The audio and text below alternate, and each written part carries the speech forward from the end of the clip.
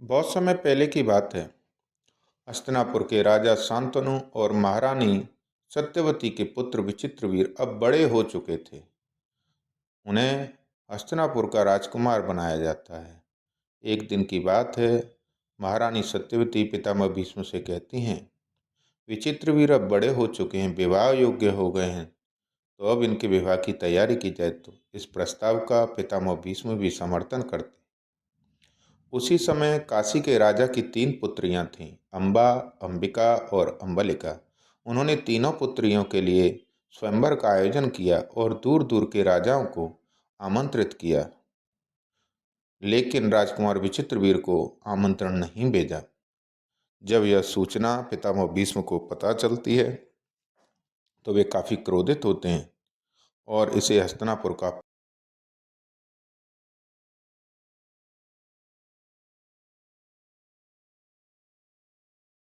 भीष्म ने कहा कि मैंने तीनों राजकुमारियों को राजकुमार विचित्रवीर के लिए वरण कर लिया है।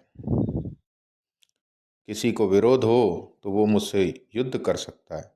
इस पर साल्व राजा पितामह भीष्म से युद्ध करते हैं और पितामह भीष्म साल्व राजा को युद्ध में परास्त कर देते हैं।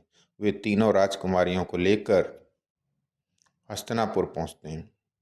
हस्तिनापुर पहुंचने के बाद सबसे बड़ी राजकुमारी अम्बा पितामह भीष्म से कहती हैं, हे भीष्म, मैं साल्व राजा को मन ही मन अपना पति स्वीकार चुकी हूँ, तो मैं कैसे विचित्रवीर के साथ रह सकती हूँ। इस पर पितामह भीष्म ने उन्हें साल्व राजा के यहाँ ससम्मान सैनिकों के साथ भेज दिया। जब वे साल्व राजा के महल पहुंची तो उन्होंने साल्व राजा से कहा, हे साल्व राजा, मैंने आपको अपना मन ही मन पति चुन लिया है, इसलिए मुझे स्वीकार करें। इस पर साल्व राजा अम्बा की बात से असहमति बताते हैं और कहते हैं, आपको पितामह भीष्म ने स्वयंवर में जीता है, इसलिए मैं आपको स्वीकार नहीं कर सकता और आप वापस लौट जाएं। इस पर अम्बा बहुत ही निराश होती हैं और वे हस्तिनापुर वापस आ जाती हैं। उन्होंने ये सारी बात पितामह भीष्म से कही और उन्होंने कहा, मुझे अब कोई भी राजकुमार स्वीकार नहीं कर सकता है, क्योंकि आपने मुझे स्वयंवर में जीता है, विवाह कीजिए। इस पर पितामह भीष्म कहते हैं, हे अम्बा, मैं आजीवन ब्रह्मचारी हूँ, तो मैं आपसे विवाह कैसे कर सकता हूँ। इस पर अम्बा फिर से कहती हैं कि नहीं, मुझे तो आपसे ही विवाह करना है। तो इस पर भीष्म पुनः मना करते हैं और कहते हैं कि ये असंभव है, मैं आजीवन ब्रह्मचारी हूँ, तो मैं आपसे विवाह कैसे कर सकता हूँ। इस पर अम्बा बहुत क्रोधित होती हैं और वे सीधे भगवान परशुराम के पास चली जाती हैं और वे भगवान परशुराम से अपने लिए न्याय की मांग करती हैं और कहती हैं, हे प्रभु, मेरे साथ अन्याय हुआ है। पितामह भीष्म ने मुझे स्वयंवर में जीत लिया है, उसके पश्चात वे मुझसे विवाह नहीं कर रहे हैं। तो इस पर भगवान परशुराम पितामह भीष्म को बुलाते हैं और कहते हैं, भीष्म, तुम अम्बा के साथ विवाह कर लो, यही उचित है और यही न्याय है। तो इस पर पितामह भीष्म अपनी असहमति जताते हुए कहते हैं कि हे प्रभु, हे भगवान, आपको तो पता ही है मैं आजीवन ब्रह्मचारी हूँ और मैंने ब्रह्मचारी रहने की शपथ ली है, आजीवन ब्रह्मचारी रहने का प्रण लिया, तो मैं अम्बा से विवाह कैसे कर सकता हूँ। तो इस पर भगवान परशुराम क्रोधित होते हैं और वे भीष्म से युद्ध के लिए कहते हैं।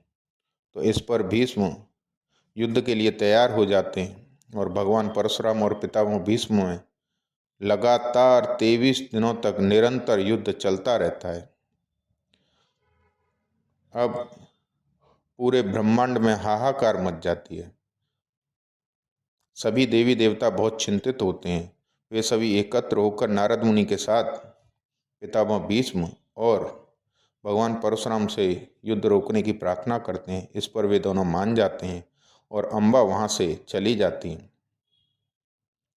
अम्बा ने वर्षों तक भगवान शिव की तपस्या की और इस पर भगवान शिव प्रसन्न हुए और वे प्रकट होते हैं और अम्बा से कहते हैं, मांगो, अपना मनचाहा वरदान मांगो।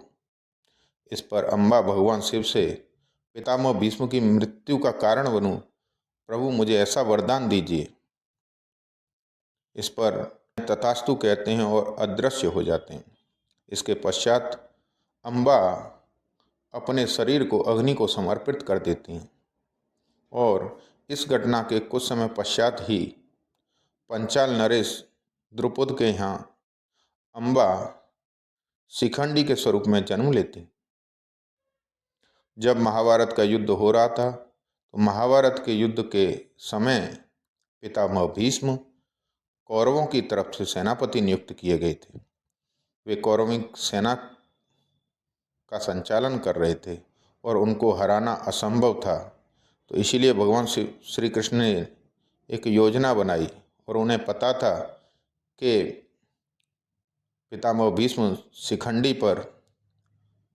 शिखंडी को देखते ही अपने हथियार जमीन में रख देंगे। तो उन्होंने एक दिन शिखंडी को आगे किया और जैसे ही पितामह भीष्म ने शिखंडी को देखा तो उन्होंने अपने धनुष बाण नीचे रख दिए। जैसे ही उन्होंने अपने धनुष बाण नीचे रखे, श्री कृष्ण के कहने पर अर्जुन ने उन पर बाणों की बरसात कर दी और उन्हें सरसैया पर लिटा दिया।